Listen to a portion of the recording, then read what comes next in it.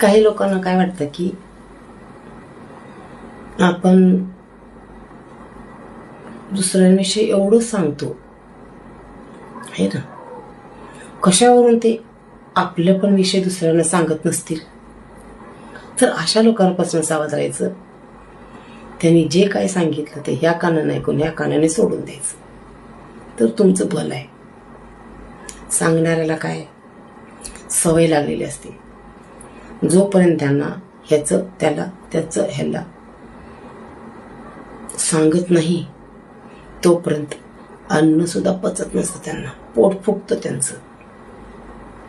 म्हणून जे कोणी आपल्याला दुसऱ्यांविषयी सांगतात ते आपलं पण त्यांना जाऊन सांगतात. कड़वा है लेकिन सच है.